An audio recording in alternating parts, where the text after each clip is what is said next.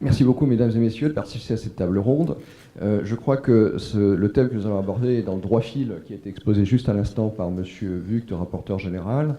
Il s'agit d'étudier quelles sont les conditions préalables et je pense que l'assistance assidue a remarqué qu'il s'agit bien évidemment d'un appel du pied qui nous rappelle le deuxième alinéa de l'article 110 de la loi Notré. Hein, puisque l'article 110 de la loi Notré nous dit que cette expérimentation doit définir les conditions nécessaires et préalables à la certification des comptes et notamment dans les 4 domaines qui ont été précédemment cités, que ce soit quels sont les états financiers, quelles sont les normes comptables applicables, le contrôle interne comptable et financier et le système d'information auquel nous rajouterons un sujet qui est la visibilité sur les coûts de cette démarche qui concerne la certification, comme l'a rappelé monsieur le rapporteur général. C'est un instrument destiné à garantir ou à donner une assurance quant à la fiabilité des comptes, quant à leur caractère sincère, régulier et donnant une image fidèle. Et qu'à travers la notion de compte, eh bien, il s'agit d'état financier et non pas de budget, qui feront l'objet d'une certification.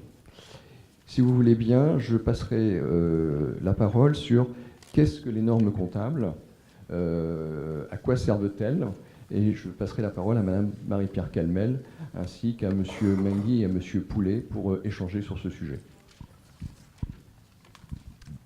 Merci beaucoup. Merci à tous les organisateurs de cette journée très intéressante et merci de m'avoir donné l'opportunité de prendre la parole aujourd'hui. Alors, les termes normes comptables font généralement référence à la comptabilité patrimoniale, la comptabilité générale ou encore ce qu'on appelle la comptabilité en droit constaté. Donc, les normes comptables ne sont pas des normes budgétaires et c'est un point qui est important à préciser ici puisque, compte tenu de la particularité du système MONIS du secteur local, il faut bien faire la part des choses. Le normalisateur comptable fait des normes de comptabilité générale. Alors c'est un terme qui est apparu relativement récemment dans la sphère publique.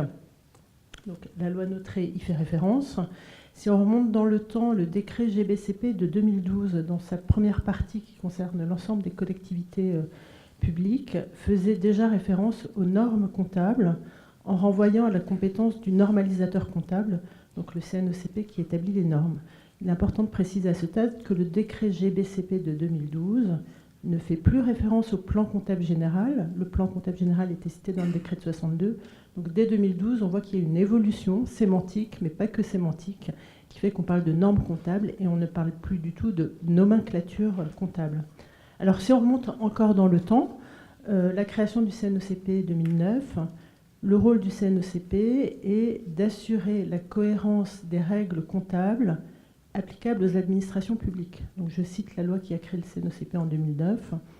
Et en créant ce CNECP, le législateur a voulu que soit effectuée une harmonisation des dispositifs comptables entre les différentes administrations publiques, que sont les organismes de sécurité sociale, les établissements publics nationaux, le secteur local, et également une harmonisation au sein même d'un même secteur, en l'occurrence les collectivités territoriales.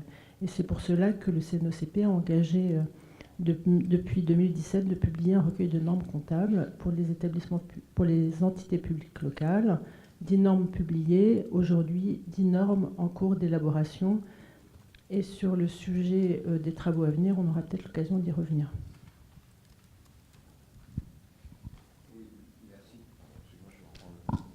Merci Madame Calmel. Comme vous l'avez expliqué, ce sont 10 projets de normes qui ont été publiés, puisque effectivement le CNECP s'est engagé à publier un recueil complet de normes pour la fin de cette année, et qu'elles deviendront normes en tant que telles une fois que vous avez rebalayé l'ensemble des productions jusqu'à ce point. La question se poserait alors, puisque nous avons dit la spécificité des normes comptables, quel lien faut-il faire ou ne faut-il pas faire avec les instructions budgétaires et comptable, et notamment l'une qui est la plus récente, l'instruction M57. Monsieur Mengui. Merci beaucoup. Il faut bien effectivement reparler d'instructions budgétaires et comptables s'agissant du contexte particulier applicable aux collectivités territoriales. Il y a deux axes. Il y a tout d'abord un axe institutionnel résultant d'une activité parlementaire importante au cours des dernières années qui a conduit à un assez grand nombre de réformes, loi MAPTAM, loi NOTRe, dont on vient de parler, mais pas uniquement. Et il est fort probable, un texte est en cours de discussion d'ailleurs au Parlement, que des collectivités à statut particulier continuent de voir le jour dans l'organisation territoriale de la République. C'est le premier axe. Le deuxième axe, la table ronde précédente en a fait état tout à l'heure. Les collectivités territoriales sont régies par des règles toutes particulières. Nous avons le bonheur d'être encadrés par deux extraits du bloc de constitutionnalité, mais les collectivités bénéficient elles-mêmes d'un titre entier de la Constitution et de règles particulières en matière budgétaire qu'on va retrouver dans le CGCT. Pour toutes ces raisons, le gouvernement a travaillé sur une nouvelle instruction budgétaire et comptable, la M57, dont on a peu parlé jusqu'à présent, qui est applicable de plein droit à l'ensemble des collectivités à statut particulier. Elle est applicable aux métropoles et applicable bien entendu à titre optionnel pour les collectivités qui désireraient adopter ce nouveau référentiel. Et enfin, dans le cadre de notre expérimentation, on est bien sur un prérequis puisque c'est l'instruction budgétaire et comptable qui a été retenue pour les 25 collectivités expérimentatrices. Donc on a effectivement en face de nous un objet récent, à jour, et pour autant cohérent, compatible avec l'ensemble des normes dont on vient de discuter. Ça, c'est un sujet important. Monsieur Vugt l'évoquait tout à l'heure, on a potentiellement un risque d'incompatibilité, mais nous y veillons en lien d'ailleurs avec la DGFiP qui suit très attentivement ces travaux. Notre objet n'est pas de nous écarter ou de créer des conditions d'incompatibilité, parce que là, effectivement, on aurait de nouveaux types de difficultés, mais on travaille bien évidemment en cohérence. Oui, tout à fait. Alors, juste pour compléter, vu de la DGFiP, la question pourrait se poser, enfin, au vu du discours de M. Hugues, c'est finalement pourquoi une instruction tout court, qu'elle soit M57 ou autre. De ce que j'ai compris, la norme comptable devrait suffire, sauf que d'un point de vue opérationnel, et que ce soit du côté des collectivités ou du côté des comptables publics, l'instruction, ce n'est jamais que la traduction technique et opérationnelle de la norme comptable. Et la preuve en est, c'est que les normes comptables qui ont été établies jusqu'à présent par le CNOCP sont intégrées au sein de la M57. Au 1er janvier, il y en a 5 qui ont été intégrés. Il y en avait 4 qui étaient intégrés au 1er janvier 2018. L'objectif étant bien sûr d'intégrer toutes ces normes dans cette instruction. Donc plutôt que d'avoir peut-être une opposition ou une incompréhension entre les deux, je crois que c'est plutôt complémentaire. C'est-à-dire qu'on a la norme d'un côté, puis sa traduction opérationnelle, pour tendre vers, je dirais, une unicité de comptabilité. Et pour nous, c'est intéressant aussi d'avoir cette norme, enfin cette instruction plutôt M57, qui va pouvoir s'appliquer et au bloc communal, et au bloc départemental, et au bloc régional. Là, aujourd'hui, nous avons 3 instructions qui se ressemblent mais qui ne sont pas exactement les mêmes. Et là, au sein d'une seule et même instruction, nous allons pouvoir aller piocher toutes les spécificités de toutes les collectivités de ces blocs. Donc, c'est en cela que l'instruction, pour nous semble indispensable, mais bien sûr dans le respect des normes qui sont établies par le CNOCP. Merci, Monsieur Poulet. Sur ce point, permettez-moi un petit peu de reprendre les éléments. Donc, on considère que, finalement, se pose un sujet éventuel de hiérarchie des normes. C'est ce qu'a expliqué M. Vugt. Si 2 documents se ressemblent, pourquoi en faut-il 2 à un moment donné? Mais il y a peut-être une question de hiérarchie des normes. Et là, c'est peut-être un sujet qui rejoint à une question de juriste, de droit administratif, et dont il appartiendra à un moment donné peut-être au législateur de décider quelle est la meilleure piste à étudier. Si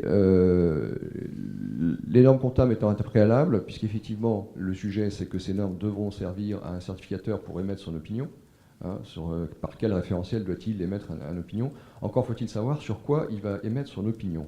Et sur ce sujet, il nous faut effectivement évoquer, me semble-t-il, quels sont les états financiers quels sont-ils, ou plutôt quels seront-ils ces états financiers pour permettre à un certificateur d'exprimer son opinion, sachant que, comme l'a rappelé monsieur le rapporteur général, ce sont un bilan, un compte de résultats et une annexe explicative. Et comme vous voyez dans mon propos, il n'y a pas de budget dans ces états financiers. Sur ce point, je passe la parole à Madame Calmel, qui sera rejointe par Monsieur Poulet, Monsieur Mingui et Madame Lefranc. Madame Lefranc nous est un apport très précieux, puisque elle fait partie d'un établissement public de santé qui fait l'objet d'une démarche certification, qui est certifiée dans le cadre de la loi HPST de 2009, si je me souviens bien, et qui a la chance en même temps d'être un établissement certifié purement et simplement. Oui, merci beaucoup. Alors, juste peut-être une précision sur le recueil des normes comptables. Qu'est-ce que c'est et à quoi cela sert? Un recueil de normes comptables, c'est un recueil qui sert à définir les très grands principes de comptabilisation et d'évaluation des différentes classes d'actifs, les IMO corporels, incorporels, avec des principes de comptabilisation assez fondateurs. Par exemple, sur les actifs, est-ce que l'on fonde la comptabilisation des actifs sur une approche de propriété juridique ou est-ce qu'on fonde la comptabilisation des actifs sur une approche de contrôle? Et ce premier point est assez structurant pour l'élaboration d'états financiers. Deuxième sujet, sur l'évaluation. Est-ce qu'on évalue les actifs à la juste valeur? Est-ce que c'est une réévaluation permanente? Ou est-ce que l'on considère qu'une évaluation à la juste valeur n'est pas adaptée au secteur public et qu'il faut une évaluation au coût historique? Troisième exemple, quand on parle des actifs, est-ce qu'on se fonde sur l'actif physique ou est-ce que l'on engage une démarche de comptabiliser, d'évaluer tous les droits périphériques aux actifs, les droits d'utilisation, les droits de retour, etc. Donc un recueil de normes comptables, cela sert à ça. Cela vient, je dirais, définir les très grands principes de comptabilisation de l'ensemble des opérations dans une approche patrimoniale. Et lorsqu'une question se pose et qu'elle ne trouve pas sa réponse précise dans un texte existant parce que l'opération est nouvelle, le recueil sert finalement à décortiquer l'opération et voir quelle est la meilleure façon d'appréhender les choses. Donc ce recueil pour le secteur local vient évidemment compléter le cadre conceptuel des comptes publics qui est beaucoup plus général. Une fois que l'on a dit ça, une instruction budgétaire et comptable, a fortiori comptable dans le domaine de la comptabilité générale, est indispensable. Pourquoi? Parce qu'avec le seul recueil de normes comptables, la personne qui établit les comptes ne peut pas le faire. C'est un document de principe, il n'y a pas de schéma comptable, il n'y a pas de plan de compte, il n'y a pas de nomenclature. Et donc, dans la hiérarchie des textes et des outils mis à disposition du préparateur des comptes comme du certificateur, il est nécessaire d'avoir un document de principe et un document de mise en application. Et les deux documents se complètent et doivent se compléter utilement, sans évidemment qu'il y ait de redondance, parce que s'il y a des redondances, effectivement, comme le disait M. Vugt, dans le cas d'une future certification des comptes, ça va être source de difficultés innombrables, parce que le certificateur se posera la question de savoir quel est, je dirais, le dispositif à suivre, selon qu'on en a une lecture ou une autre. Donc effectivement, dans une optique de certification des comptes, il faudra bien, effectivement, clarifier tout cela. Ça sera d'autant plus facile pour les uns et pour les autres. Donc je pense que c'était important de discuter cela. Et effectivement, les discussions vont se poursuivre. Comme on le disait, le recueil n'est absolument pas achevé. On vise d'avoir l'essentiel des normes pour la fin de l'année 2019, mais tout ce qui est seuil et dispositions transitoires vont se poursuivre. Alors, les états financiers, dans ce contexte-là, le CNOCP, évidemment, réfléchit à élaborer des états financiers dits certifiables. Et les états financiers qu'il élabore aujourd'hui, ce sont un bilan, un compte de résultats et des notes annexes, le tout formant un tout indissociable. Ce sont les références qui existent notamment dans le Code de commerce pour le secteur privé. Et on s'est fondé sur cette démarche-là, avoir les trois éléments. Donc, la norme 1 intégrera des éléments de comptabilité patrimoniale et générale. Il intégrera aussi des éléments liés aux considérations budgétaires, notamment tout ce qui est mécanisme de neutralisation budgétaire dans sa présentation. Mais comme je le disais au début, tout le dispositif budgétaire propre au secteur local ne sera pas normalisé par le CNOCP. C'est-à-dire que le CNOCP s'attachera à définir les grands principes de comptabilité générale On a parlé des actifs, par exemple le CNOCP sera attaché à faire en sorte que les actifs soient dépréciés quand une dépréciation doit être constatée, soit amortis, et après la question de la neutralisation renverra à un volet budgétaire qui n'est pas du ressort du CNOCP. Alors, si je comprends bien, donc effectivement, les états financiers sont bien un bilan, compte de résultat et une annexe. Je souhaiterais avoir Monsieur Poulet, Monsieur Mengui, les états existants, puisqu'il existe déjà des états financiers, les collectivités connaissent ces états financiers, sont-ils suffisants ou faut-il encore les adapter ?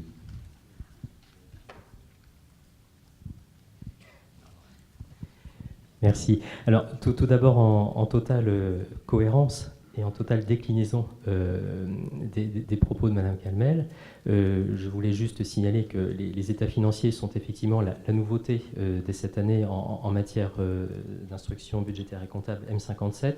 Vous allez trouver le tome 4 de cette instruction sur le site commun de la DGCL et de la DGFiP, collectivité-territoriale.gouv.fr. Donc voilà, collectivité locale.gouv.fr, pardon. Et donc la documentation est d'ores et déjà accessible. Peut-être un point de vigilance qui avait été noté et en lien avec ce que j'évoquais en matière de diversité maintenant des champs de compétences et des formes des collectivités. En matière d'actifs, nous avons vraiment un sujet lié aux multiples transferts de compétences entre différents niveaux de collectivité. Nous connaissions déjà ce sujet au sein du bloc communal, puisque les transferts de compétences pour certaines catégories de PCI s'accompagnent de transferts en pleine propriété. Il y a donc, au-delà des travaux d'ECLECT sur les coûts des compétences exercées, des travaux à mener sur, 1, la connaissance de l'actif transféré et 2, sa bonne réception au sein de la collectivité destinataire. Mais ce champ a eu tendance à se développer avec d'autres formes de transfert de compétences, des départements vers les métropoles ou des départements vers les régions. Là encore, à la suite des lois MAPTAM et NOTRe, c'est un sujet de travail et peut-être d'approfondissement de manière à contribuer à la qualité des comptes malgré ces interactions. Les états sont-ils suffisants ? Ils viennent d'être publiés. J'aurais tendance à suggérer, dans la ligne des propos d'ailleurs de Philippe Laurent, qu'on s'approprie collectivement la manière de les aborder. C'est quand même un champ nouveau pour les collectivités concernées. Et voilà, j'aurais peut-être tendance, par rapport à ce foisonnement, à ces multiples changements qui font la vie et l'intérêt de l'action publique locale, peut-être de privilégier une forme de stabilité à ce stade. Oui, là, effectivement, c'est une nouveauté pour nous sur ces états financiers tels qu'ils sont définis avec la norme 1. Et en particulier, ce qui est très nouveau, c'est l'introduction de l'annexe. Alors, on ne va pas dire qu'elle n'existait pas, qu'elle existait de nulle part, parce que des annexes, on pouvait en trouver au niveau des comptes, mais elles n'étaient pas forcément satisfaisantes, complètes. Et la preuve en est, enfin, des propos de M. Laurent, le maire de Sceaux, tout à l'heure, qui nous expliquait que grâce à la certification, ils ont retrouvé 400 000 € qui avaient disparu dans la nature, simplement parce qu'on ne faisait pas de suivi des engagements. Là, pour le coup, sur l'annexe, les engagements sont prévus. Donc, mais effectivement, il va falloir qu'on s'approprie ces nouveaux outils, ces nouveaux états. Enfin, quand je dis qu'on s'approprie, c'est collectivement, c'est-à-dire du côté des ordonnateurs comme du côté des comptables. Nous, ce qu'on voit dans l'intérêt, enfin, je dirais, de la production de ces nouveaux états financiers, c'est que finalement, on va mettre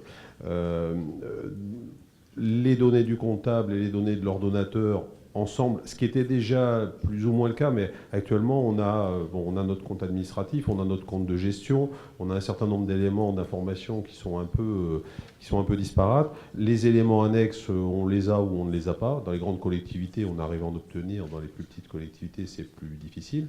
Et tout cela sous-tend aussi, et c'est peut-être là-dessus qu'on pourrait aussi dériver à un moment donné. Enfin, dériver, c'est pas nous. Enfin, plutôt, je voudrais en dire un mot, c'est que on n'est pas sans savoir qu'on va aussi, on l'a évoqué tout à l'heure, mettre en place l'expérimentation, et on met en place l'expérimentation des comptes financiers uniques. Et pour le coup, les comptes financiers uniques, l'objectif si je résume très très rapidement, c'est une fusion du compte administratif et du compte de gestion pour arriver à une meilleure intégration des opérations et donc une meilleure lisibilité en interne comme en externe de la situation des collectivités.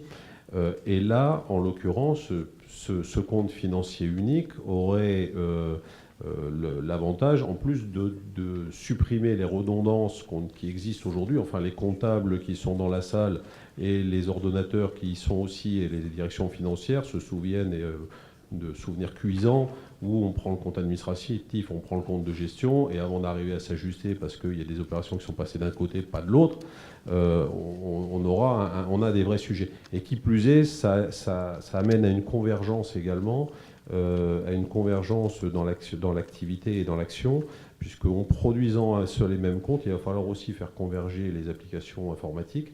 Et là-dessus, on en parlera tout à l'heure, des applications informatiques, mais monsieur... je n'ai pas retenu votre nom, expliquer que dans une collectivité, on pouvait avoir jusqu'à 200 ou 250 systèmes d'information. Ce qu'il faut savoir, c'est qu'actuellement, nous, côté DGFiP, on a Helios pour tout le monde.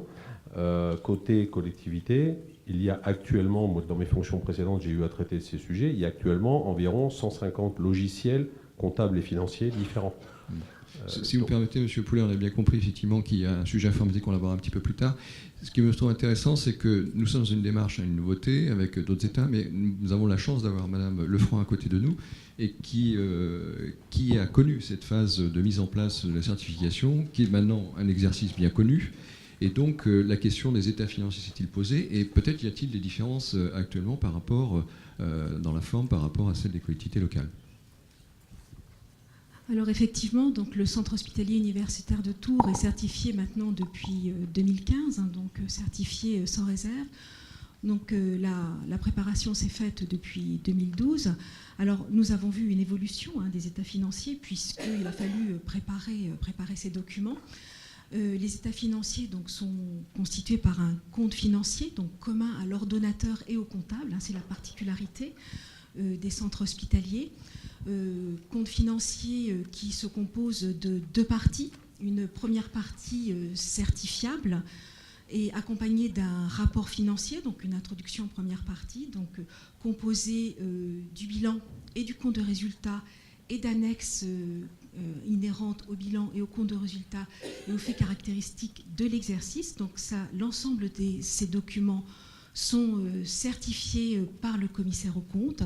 Et la deuxième partie de ce compte financier donc, est inhérente à l'exercice budgétaire. Donc là, décrit donc, l'état prévisionnel des recettes et des dépenses et la manière dont s'est déroulé l'exercice budgétaire. Voilà, donc la particularité de notre compte financier.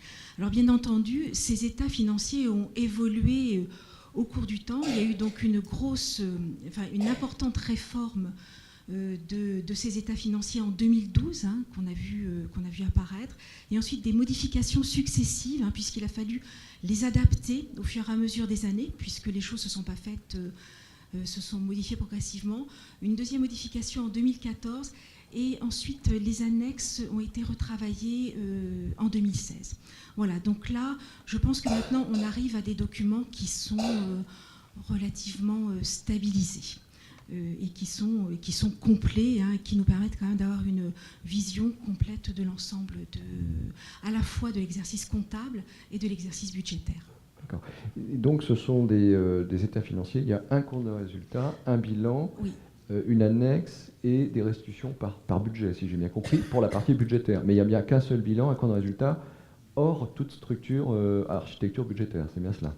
Voilà, alors nous avons donc un compte de résultat principal et nous avons des comptes de résultats annexes, mais nous avons un seul bilan, puisque le centre hospitalier universitaire est un établissement public. Donc un seul bilan et une seule situation patrimoniale. Et un seul compte de résultat certifié. Et un seul compte de résultat certifié, oui. Qui reprend toute l'activité. Qui reprend l'ensemble de l'activité, donc c'est ce qu'on appelle le compte de résultat consolidé. Merci. Si vous permettez, un des points importants pour parvenir à mettre en place la certification, c'est une démarche de maîtrise des risques et surtout la mise en place du contrôle interne. Alors sur ce sujet, je souhaite aussi continuer cette discussion sur quels fruits vous avez retirés de votre expérience dans le cadre de la certification des hôpitaux. Quelle est l'importance du contrôle interne? En est-il une? Bon, je pense que le terme, ce sera oui, et vous nous l'expliquerez. Et éventuellement de recueillir aussi les réflexions de M. Pierre Abelé et de M. Xavier Patier sur ce sujet, qui sont deux praticiens de collectivités locales. Alors, le contrôle interne, c'est une démarche itérative. Alors, le contrôle interne, c'est une démarche qui a démarré tôt, au niveau des différents centres hospitaliers certifiés, mais aussi fiabilisés, parce que quand j'entends dire qu'il n'y a rien qui est fait dans les centres hospitaliers qui ont moins 100 millions d'euros de produits, ce n'est pas exactement le cas. Les centres hospitaliers sont obligés d'avoir leurs comptes fiabilisés. Donc il y a quand même des démarches de fiabilisation des comptes qui existent, et nous travaillons avec les centres hospitaliers du groupement hospitalier de territoire pour les aider dans leur fiabilisation des comptes. Donc c'est une démarche itérative qui existe maintenant depuis les années 2010, et une démarche qualité au niveau des différentes directions fonctionnelles. Ce n'est pas seulement une démarche qui existe au niveau de la direction des finances, c'est au niveau de l'ensemble des directions qui gèrent le processus comptable. Et le processus comptable existe aussi bien au niveau des directions des ressources humaines, direction du patrimoine, direction des services économiques. Donc l'ensemble des directions fonctionnelles amenées à gérer le processus comptable est entré dans ce processus qualité depuis de fort nombreuses années. C'est un processus qualité qui part de la formation des personnels. C'est-à-dire que chaque personnel en charge du processus comptable a été formé à la qualité de la prise en charge et à la qualité comptable. Et ça, c'est quelque chose d'important. C'est-à-dire que lorsque l'on a commencé à travailler sur le contrôle interne, on a commencé à travailler sur la formation des personnels. C'est pas quelque chose qui a été plaqué d'emblée dans les services. Il a fallu commencer déjà par apprendre au personnel ce pourquoi ça allait être utile. Et à partir de là, à partir du moment où on a commencé à monter en compétence les agents, les choses se sont relativement bien structurées et bien faites. Et je pense que c'est la raison pour laquelle, dès la première année, le centre hospitalier universitaire de Tours a été certifié sans réserve, parce que l'ensemble des directions fonctionnelles avait été déjà embarqué. Et les personnels, j'ai entendu les secrétaires de base, les comptables de base, certes, mais l'ensemble des personnels savaient à quoi ça allait conduire, et savaient ce sur quoi ils travaillaient, et savaient quelle était sa plus-value dans la chaîne comptable et financière. Alors si vous permettez de reformuler, donc on voit bien c'est un changement de culture qui demande une appropriation, mais qui apporte une valeur ajoutée. Oui. Monsieur Pierre Abelé, vous qui êtes co-auteur d'un livre sur un ouvrage sur la qualité et la certification des comptes des collectivités territoriales, pourriez-vous nous faire part de votre opinion sur ce sujet, sur l'importance du contrôle interne? Quels sont ses avantages pour une entité publique? Est-ce que c'est un investissement indispensable pour une collectivité locale? Merci. Oui, donc effectivement, c'est un préalable indispensable à la certification, parce que, comme le disait Madame Lefranc, ce n'est pas uniquement un travail de la direction des finances, mais c'est un travail qui doit être vu sur l'ensemble de la collectivité, de façon à garantir le travail de qualité, dans le sens où nos collectivités travaillent souvent sur des approches qui sont très en stylo, en fait. Le métier route, le métier famille, voilà. Et nous, financiers, nous intervenons dans un deuxième temps, bien souvent. En réalité, la certification des comptes ne certifie pas que les comptes, elle certifie le résultat qui est présenté dans ces comptes. Ce que je veux dire, c'est que nos comptabilités retracent finalement l'ensemble de l'activité de la collectivité. Et donc, se concentrer seulement sur la partie purement comptable, c'est trop restreint. On a besoin d'avoir une qualité qui commence dès la production de l'information sur le terrain. Quand je dis sur le terrain, c'est pas forcément terrain physique, hein, ça peut être dans les services, mais voilà, qu'il soit une production de qualité d'information, métier, jusque sa retranscription dans les comptes. Et ça, c'est quelque chose d'assez nouveau en collectivité, où effectivement, voilà, on travaille plutôt dans des métiers séparés, et on a besoin d'avancer sur ce sujet. Monsieur Patier, vous partagez cette analyse ou auriez-vous une vision un peu différente? Non, complètement. Alors, le contrôle interne, c'est une culture. Ou plus exactement, c'est une révolution culturelle silencieuse qu'on est en train de conduire, qui n'est pas seulement un préalable à la certification. Je pense que même si on ne nous parlait pas de certification, il y aurait ce travail à faire. Alors nous, on l'a commencé, et comme ça a été dit pour l'hôpital, le CHU de Tours, la clé de cette affaire, pour embarquer tout le monde, c'est la formation. Parce que quand on parle de contrôle interne, il y a un contrôle interne comptable. C'est effectivement les procédés qui permettent de garantir la qualité comptable, qui est le socle de tout le reste. C'est-à-dire le plancher sur lequel on peut construire une comptabilité analytique, un contrôle de gestion. Mais c'est aussi le contrôle interne d'autres process. Alors ce que vient de dire Fabrice Pierre-Avellet à propos du département Cornouaise, nous on l'a aussi. C'est-à-dire qu'on a une activité industrielle dans le social. Par exemple, la distribution de l'allocation aux personnes handicapées. C'est une véritable activité industrielle où on fait de traitement de masse. Et là, il faut inventer un contrôle interne qui permette de garantir la qualité de l'instruction de nos dossiers, avec des process qui sont classiques de sondage, de vérification des processus, avec à chaque fois l'idée, et ça c'est très important, que le contrôle interne, qui est pluriel, parce qu'il peut être comptable, il peut être sur la qualité de la voirie, il peut être sur la qualité de politique sociale, doit à chaque fois se poser la question du bilan coût-avantage. On ne va pas investir jusqu'au bout, parce que la qualité totale est un objectif certainement très louable, mais pas à n'importe quel prix. Et donc il faut aussi être capable de dire jusqu'où on va, ou plutôt à quel moment on s'arrête dans l'investissement dans la qualité, sachant que moi ce que je constate pour le département de Loir-et-Cher, c'est que les personnels, les agents se laissent assez volontiers embarquer là-dedans, parce que c'est un concept qui touche par tous les côtés au service public. Bon emploi des deniers, qualité du service, fiabilité, transparence. Quand on emploie ces mots vis-à-vis des collaborateurs et des collègues, ils les entendent. D'accord. Je vois bien qu'il y a effectivement un discours à trouver pour embarquer tout le monde dans une même direction et au plus profond du service, de chaque service. Autre thème, peut-être un levier d'action important, ce sont les systèmes d'information. Je dirais dans le premier temps, pourquoi faut-il s'en intéresser sur ce sujet?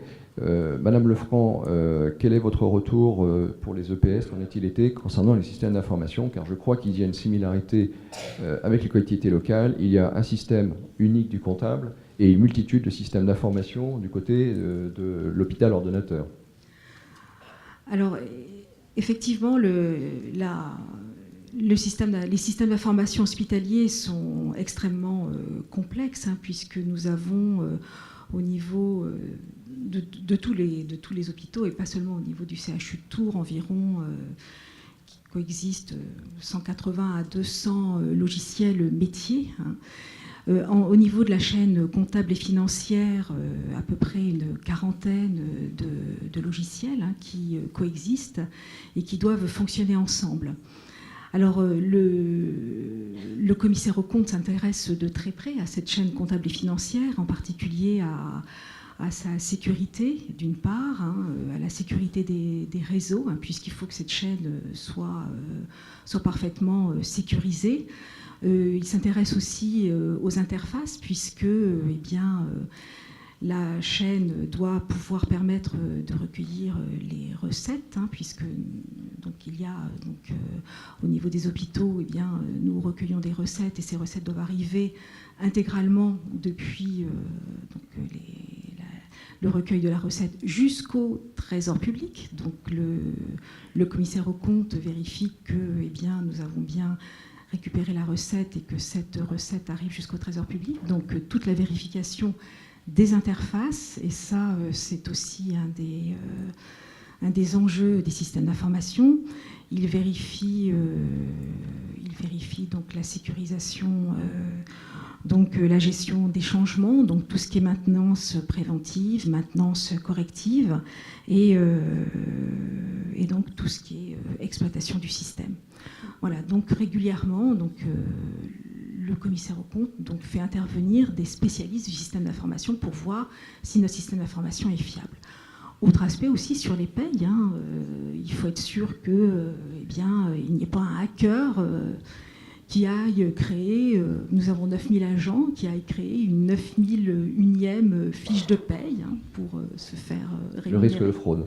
Voilà, typiquement, ça c'est très très pragmatique, mais c'est un risque. Donc voilà, donc c'est aussi c'est un des aspects très très importants. Le système d'information. Merci. Monsieur Ablé, concernant le système d'information, y aura-t-il des efforts à mener du côté collectivité locale? Et puis je passerai la parole à Monsieur Poulet, côté comptable public. Oui, donc en effet, ça a été dit tout à l'heure, on a aujourd'hui une multitude d'outils informatiques existants, avec des qualités très variables, à la fois qui peuvent aller jusqu'à représenter un risque, c'est-à-dire on a des outils qui peuvent être défaillants.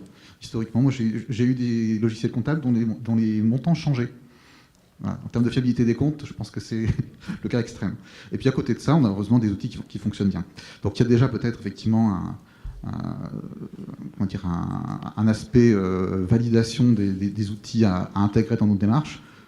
Nous en contrôle interne, mais de toute façon le certificateur va nous le demander. Et puis, au-delà de cet aspect risque aussi au niveau des accès, comme vous le disiez, on a aussi des avantages à ces outils qui participent à la fiabilité des comptes. Aujourd'hui, la production de la donnée comptable, elle passe par l'outil. Et elle peut être facilitée en termes de sécurité. On peut avoir des contrôles automatisés qui sont de plus en plus fréquents, aussi bien dans nos outils propres que dans les outils Helios de la DGFiP. La norme PSV2, par exemple, a beaucoup restreint la capacité à laisser passer une donnée fausse. Un certain nombre de contrôles qui sont faits automatiquement. Mais déjà chez nous, on peut avoir des contrôles, aussi bien ce que j'appelle a priori, c'est-à-dire une aide quelque part à trouver la bonne donnée si on a mis une information en endroit, que le logiciel automatiquement oriente vers les possibilités existantes en cohérence avec celle-là, ou a posteriori des contrôles de validation, d'avoir des données qui soient cohérentes entre elles, même si elles ont été saisies séparément. Donc c'est une démarche qui ramène en fait un éclairage encore plus important sur les systèmes d'information, leur architecture et leur mode de fonctionnement. Merci beaucoup. Monsieur Poulet, je vous passe la parole concernant la partie comptable, puisque effectivement les systèmes d'information financière, c'est un ensemble complet de l'ordonnateur jusqu'à la chaîne finale du comptable. Oui, tout à fait. C'est un des sujets d'ailleurs, enfin cette rupture de chaîne entre le logiciel financier de l'ordonnateur ou les logiciels financiers de l'ordonnateur et celui du comptable, donc qui est Helios, qui est le même pour tout le monde. Alors Helios a l'avantage de pouvoir fonctionner avec la toute petite commune de 50 habitants, comme avec une métropole. Donc c'est déjà notre avantage, ce qui n'était pas le cas autrefois. Donc là, on a un système d'information unique qui effectivement embarque en amont. D'ailleurs, d'Helios, nous avons ce qu'on appelle le guichet XML, qui est un guichet en fait de test des flux qui arrivent du côté de l'ordonnateur et où on a parfois un certain nombre de rejets qui ne sont pas toujours d'ailleurs, enfin en tout cas ils le sont de mieux en mieux, mais ils ne sont pas toujours traités d'ailleurs par les ordonnateurs. C'est-à-dire qu'en fait ça ne rentre même pas dans Helios. Donc c'est ce qu'on appelle, il y a des contrôles comptables, de cohérence comptable ou de qualité comptable, qui sont renvoyés vers les ordonnateurs qui doivent les retraiter.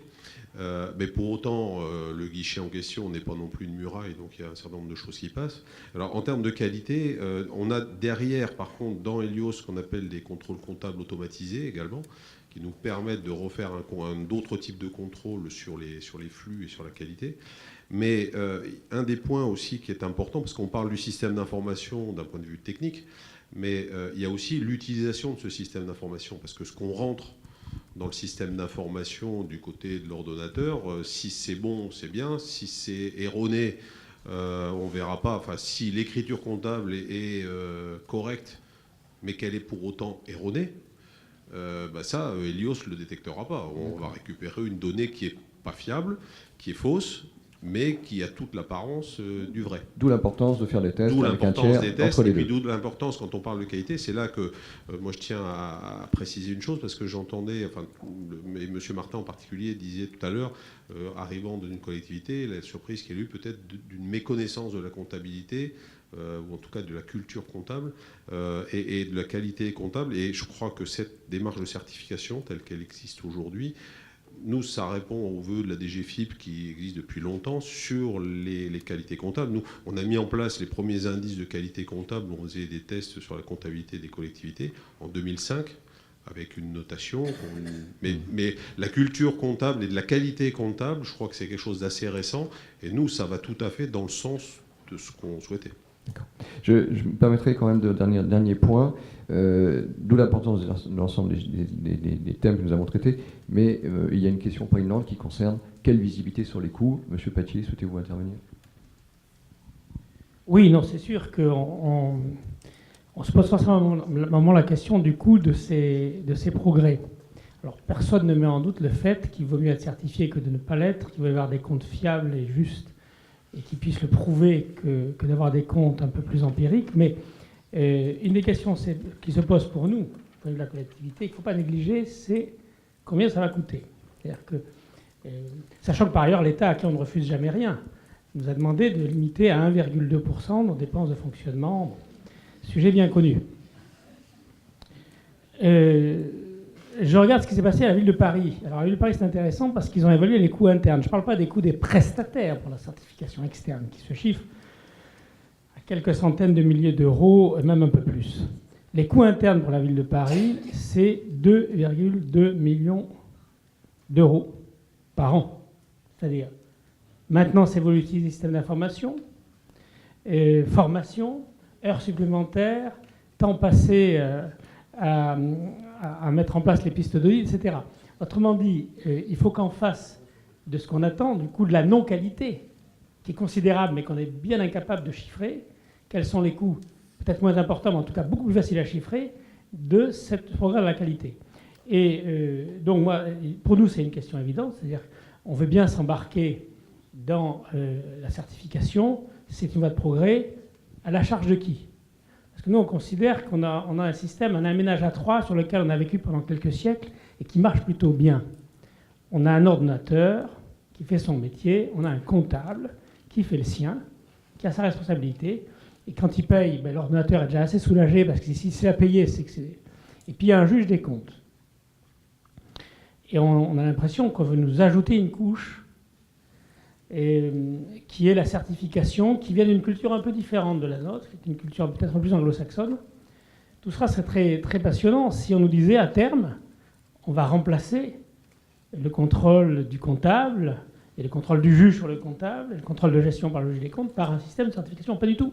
On dit on va faire les deux. On va faire les deux. D'ailleurs, pour que le comptable soit vraiment sécurisé, pour que le juge des comptes soit vraiment confortable, certifiant les comptes.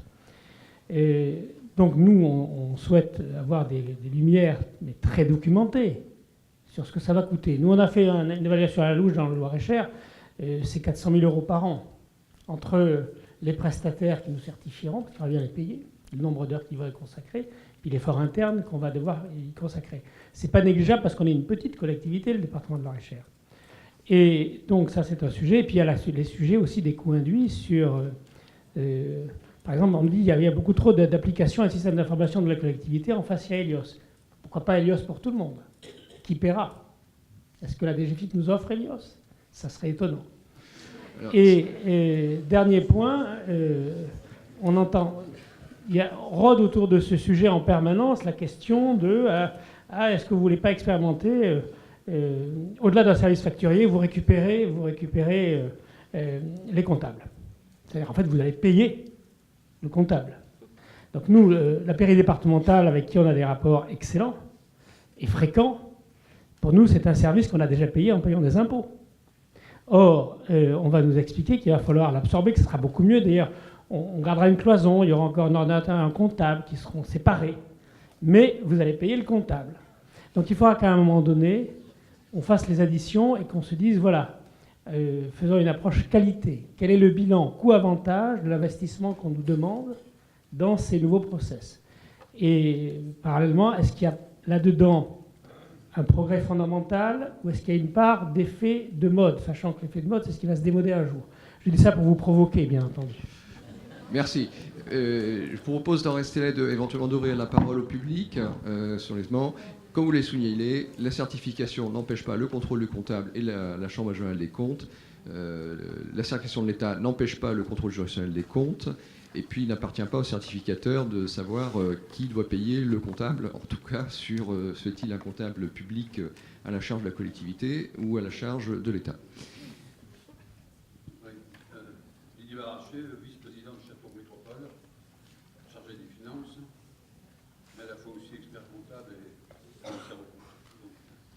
Depuis une trentaine d'années, je suis dans les collectivités.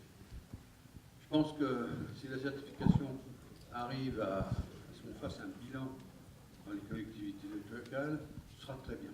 Parce que j'ai constaté qu'en fin de compte, on avait une culture de budget, comme le disait M. Martin, mais on n'avait pas du tout de culture de capacité d'autofinancement.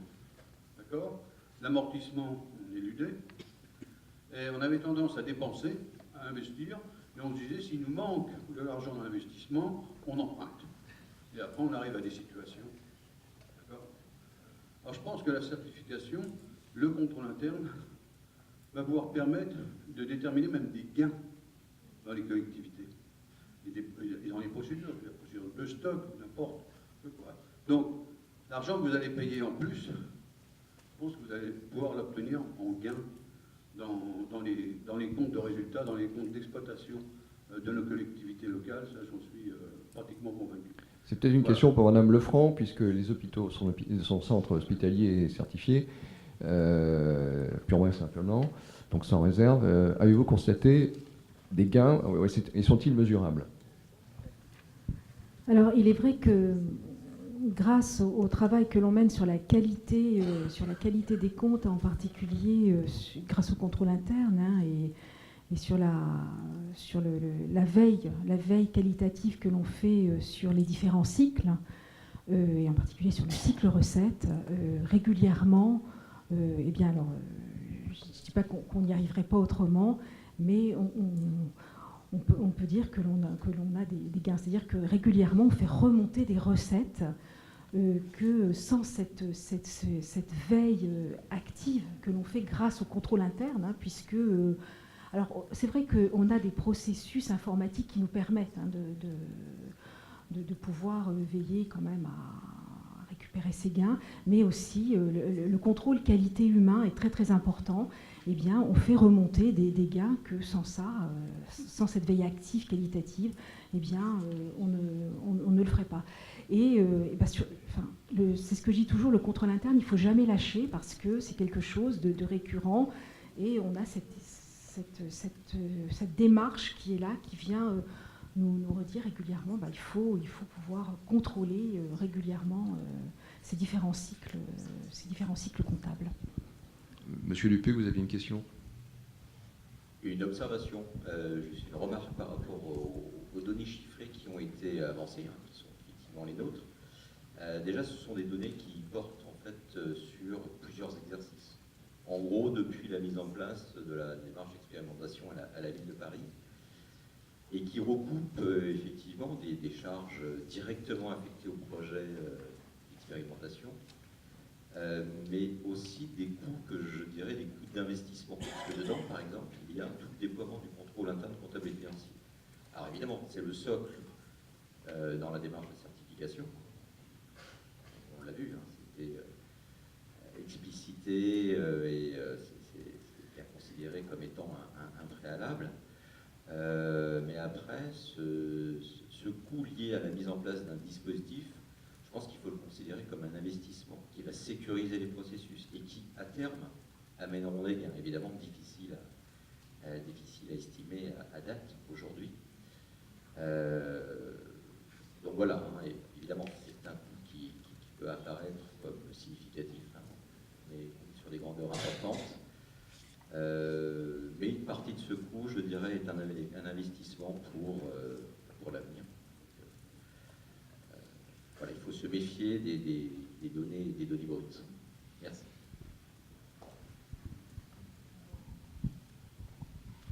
Alors, c'est effectivement un petit peu ce qu'on constate au sein du groupe de travail de la FIGES sur la qualité et la certification. C'est que dans nos membres, les travaux qui sont faits, effectivement, amènent des coûts réels, essentiellement sur la qualité, plus que sur la certification. La certification, elle a un coût, mais comme vous le disiez, c'est plus en fait le travail en préparation qui a un coût.